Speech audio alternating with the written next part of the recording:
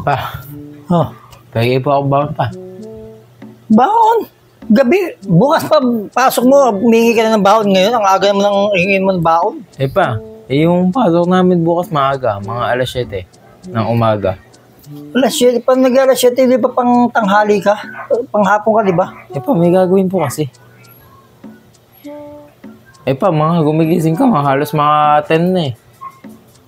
Minsan nga po, 10:30 ka pa po gumigising pa eh. Sige, sige. Bigay ko na sa yung baon mo. Para ano, wala ka nang intindihin bukas. Maaga ka naman mag-prepare, di ba? Opo. O yan. Baon mo. Thank you po, Papa. Huwag basta-basta gastos ng gastos ha. Matuto ka magtipid ng baon mo. Mag-ipon-ipon ka rin. Para hindi ka lagi hingi na hingi ng baon. Dapat nag-iipon ka rin sa sarili mo.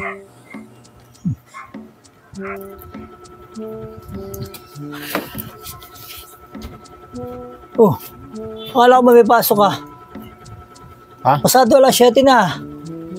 Pa, Anong? Huwag ko pumaingay. Nag-start na po. Ano nag-start na? Online class po eh.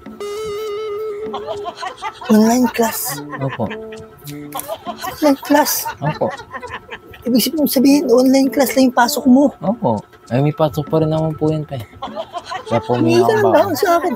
Opo, may pasok pa rin po kasi. Pero online class. Sa bahay. Online class, dapat wala ka ng baon eh.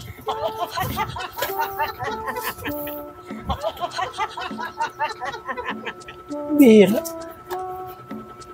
Online class. Hanggang anong oras yung online class mo? Ha? Hanggang anong oras yan? Ano po ata yung mga 2. Hanggang alas 2. Opo.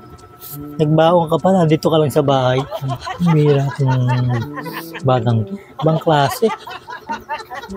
Online class, may baon.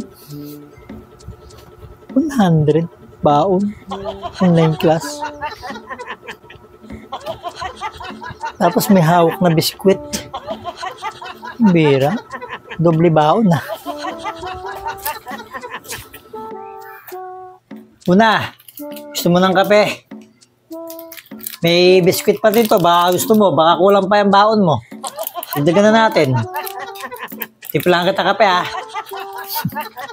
Bira. Online class. Si baon. Walang kawala ah.